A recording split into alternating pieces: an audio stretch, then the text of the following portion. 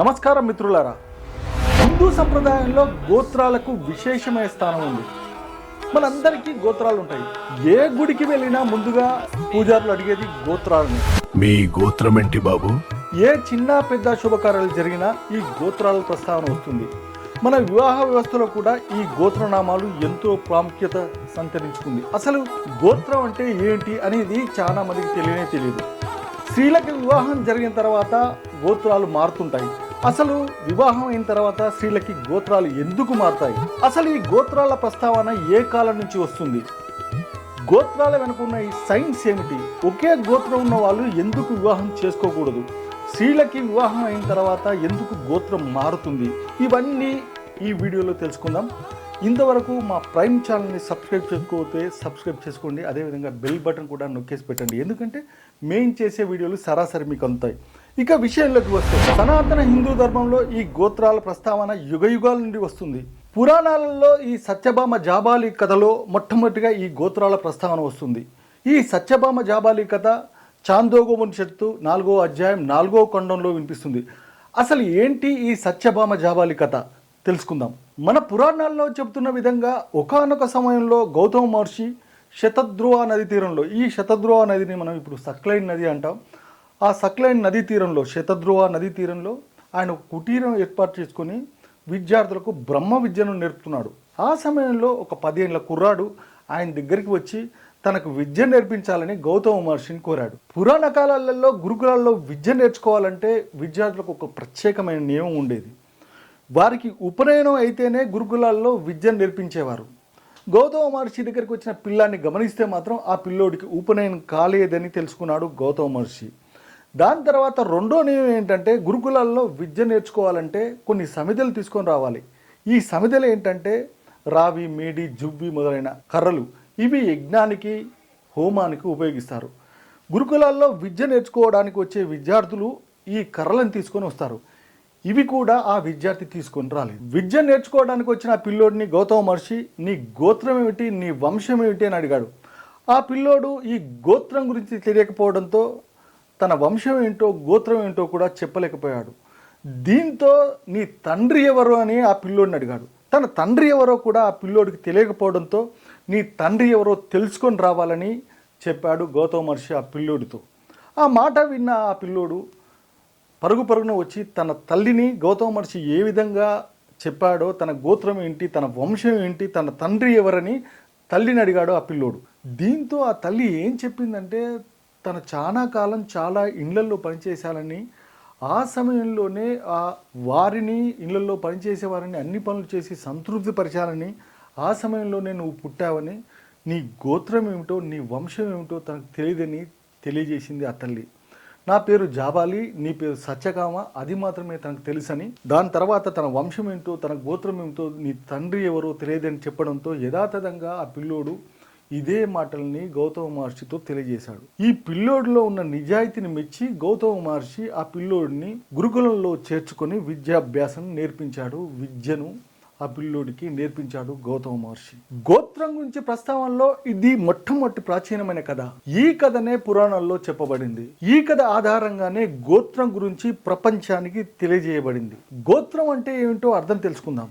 గోత్రంలో గో అంటే గోవు, భూమి, వేదం అని అర్థం. త్రం అంటే కొట్టం, సమూహం. గోత్రానికి మరో అర్థం కూడా ఉంది. ఆవుల మంద, ఆవుల సమూహం అని గోత్రానికి మరో అర్థం ఉంది. గోత్రం గురించి నిగూఢంగా తెలుసుకోవాలంటే గోత్రం మూల పురుషుడి మీద ఆధారపడింది. జన్మకి కారణం స్త్రీ అయినా వీర్యకరం పురుషుడిది కావడంతో గోత్రం పురుషుడి పేరు మీద ఏర్పడింది. ఆ వంశంలో మూల పురుషుడి ఆధారంగా గోత్రాలు ఏర్పాటు చేశారు. అసలు గోత్రం అనేది ఏ విధంగా ఏర్పాటైంది? పూర్వకాలంలో గ్రామాలలో ప్రతి ఒక్కరూ వ్యవసాయం మీదనే ఆధారపడి జీవించేవారు. వ్యవసాయం చేసుకునే రైతులకు పాడి కూడా ఉండేది. ఈ ప్రతి రైతుకు ఆవులు, బర్ల మందలు, దున్నపోతుల మందలు కూడా ఉండేది. వ్యవసాయం ఏ విధంగా ప్రాధాన్యత ఇచ్చేవారో ఇటు పాడికి కూడా రైతులు ప్రాధాన్యత ఇచ్చేవారు. ప్రతి ఒక్కరూ వ్యవసాయం చేసుకుంటూ పాడిని మేపుకుంటూ ఈ గొర్రెలను, ఆవులని, బర్రెలను మేపుకుంటూ బతికేవారు. ఒక గోవుల మందలోని జాతి ఆ జాతితోనే కలిస్తే, ఆ మందలోని పశువులతో కలిస్తే ఆ గోవుల మంద క్రమంగా అంతరించిపోయేది. పూర్వకాలం నుండి రైతులు ఒక మందలోని ఆవులని, బర్రెలని ఇతర మందలతో కలిపేవారు ఆనాటి కాలం నుంచి కూడా. ఆనాటి కాలంలో ఒక్కొక్క గోవుల మందకి ఒక్కొక్క పేరుండేది. గోవుల మంద కాసే వారి పేరు మీదనే ఆ గోవుల మంద పేరుండేది. దీనివల్ల ఆ మందలోని పశువులను గుర్తించడానికి సులభంగా ఉండేది. గోవుల్లో వచ్చిన ప్రయోజనాలు గుర్తించి ఆనాటి కాలంలో యోగులు, మునులు, ఋషులు ఈ ప్రయోజనాలు కూడా మనుషుల్లో ప్రవేశపెట్టాలని గోవుల మందకి ఏ విధంగా విభజించారో అదేవిధంగా మనుషుల్లో కూడా గోత్రాలను ఏర్పాటు చేయాలని ఆనాటి కాలంలో యోగులు, మునులు, ఋషులు ఆలోచించి ఒక ప్రక్రియను ఏర్పాటు చేశారు. ఓ సమూహంలో ఒక వర్గంలో ప్రముఖులు యోగులు, ఋషులను గుర్తించి వారి పేరు మీదనే ఈ గోత్రనామాలు ఏర్పాటు చేశారు. ఒక వర్గానికి చెందిన ప్రముఖుని పేరు మీద ఆ గోత్రనామాలు ఏర్పాటు చేసి ఆ గుంపును అదే పేరుతో అదే గోత్రంతో పిలిచేవారు. పాలనా వర్గానికి సంబంధించిన గోత్రజ్ఞుల్ని పాలనకు సంబంధించిన గోత్రజ్ఞులుగా పిలిచేవారు.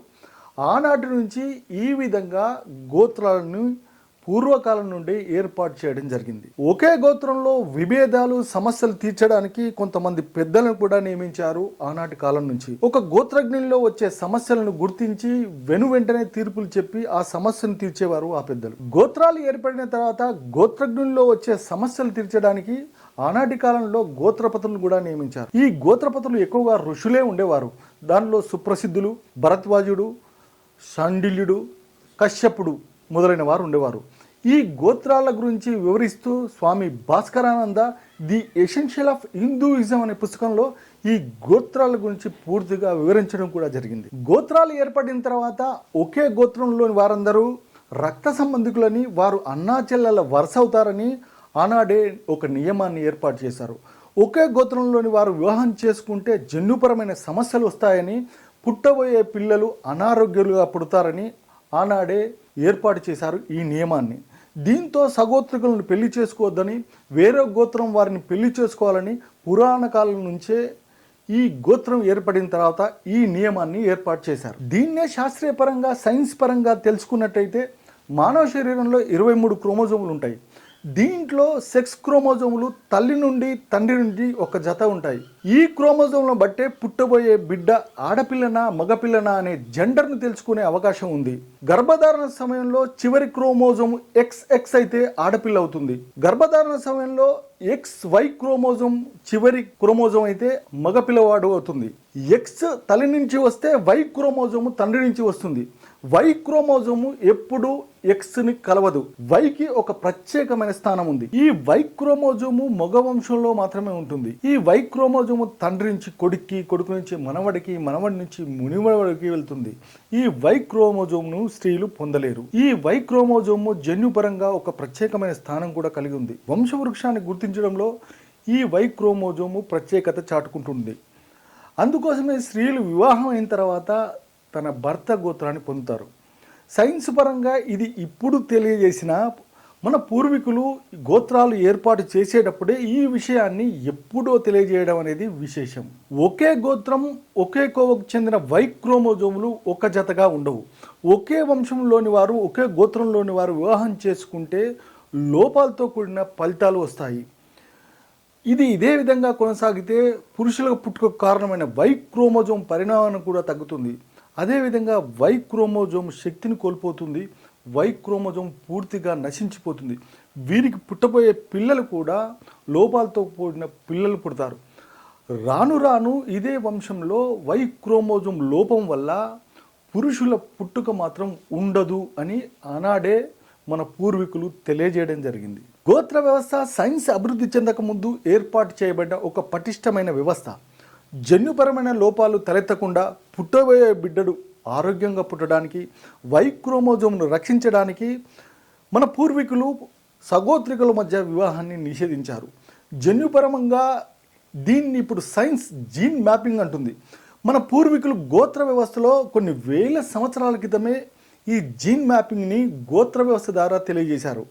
ఇప్పుడు మన సనాతన ధర్మం కొన్ని వేల సంవత్సరాల నుంచి ఈ గోత్ర వ్యవస్థను పాటిస్తూ వస్తుంది. కానీ సైన్స్ ఈ గోత్ర వ్యవస్థలోని ఈ చిన్న పరిణామం ఈ సైన్స్ ఇప్పుడు తెలియజేయడం విశేషం. పురుషోత్తమ పండితారాజ్యులు తను రాసిన గోత్ర ప్రవర మంజరిలో 3 కోట్ల గోత్రాలున్నాయని తెలియజేశారు.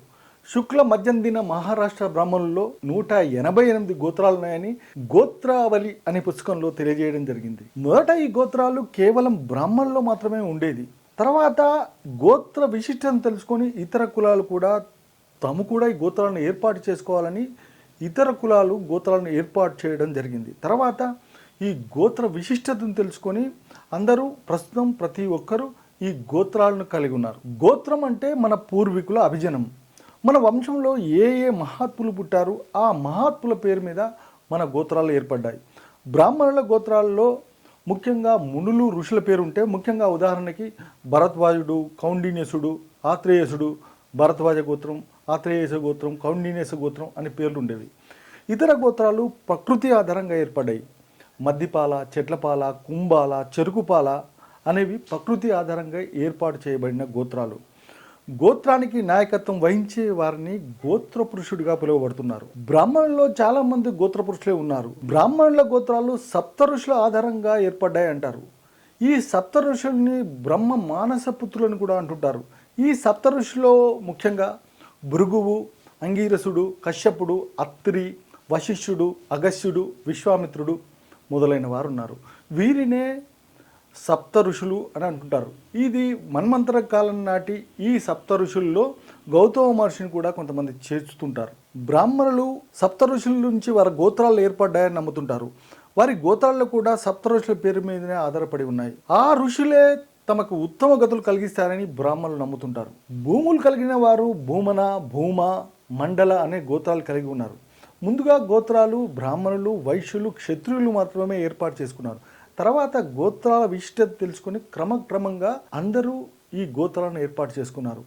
ఆటవిక కాలం నుండి ఈ గోత్ర వ్యవస్థ ఉంది. ఆర్యుల కాలం నుంచే ఈ గోత్రాలు ఏర్పడ్డాయని చెప్తున్నారు. ఆయా వంశంలో విశేషమైన ప్రతిభ కలిగిన ఋషుల పేరు మీద గోత్రాలు ఉంటే, కొన్ని వంశాలలో పనిముట్లు వారు ఉపయోగించిన ఆయుధాల పేరు మీద కూడా గోత్రాలు ఏర్పడ్డాయి. కొన్ని వంశాలలో గురువుల పేరు మీద గోత్రాలు ఏర్పడ్డాయి. ఆయా వంశస్థుల ఆధారంగా ఆయా వంశంలో ఉన్న ప్రముఖుల వ్యక్తుల పేరు మీద ఈ గోత్ర వ్యవస్థ ఏర్పడింది. సనాతన హిందూ ధర్మంలో ఈ గోత్ర వ్యవస్థ ఒక ఆచారంగా మొదలై శాస్త్రీయపరంగా ఎంతో ఉపయోగకరమని నిరూపించింది. సైన్స్ అభివృద్ధి చెందక ముందుకే మన పూర్వీకులు ఈ గోత్ర వ్యవస్థను ఏర్పాటు చేశారు. సైన్స్ అభివృద్ధి చెందిన తర్వాత జన్యుపరంగా ఈ గోత్ర వ్యవస్థ ఎంతో ఉపయోగకరమని తేల్చి చెప్పింది. చూడండి, మన గోత్ర వ్యవస్థలో ఎంత విశేషమైన ఫలితాలు ఉన్నాయి. మన పూర్వీకులు కొన్ని వేల సంవత్సరాల క్రితమే ఇటువంటి సైన్స్ను ముందే తెలియజేశారంటే మన ఋషులు, మునులు ఎంత విశేషంగా, ఎంత ప్రతిభ కలిగి ఉన్నారో. ఇట్లాంటి విశేషమైన వీడియోలు, సైంటిఫిక్ వీడియోలు మీకు అందాలంటే మా ఛానల్ని సబ్స్క్రైబ్ చేసుకోండి. పక్కనున్న బెల్ బటన్ కూడా నొక్కండి. మరో కొత్త అంశంతో మళ్ళీ మీ ముందుంటా. మీ పత్తిపాటి రమణాకర్, ప్రైమ్ టీవీ.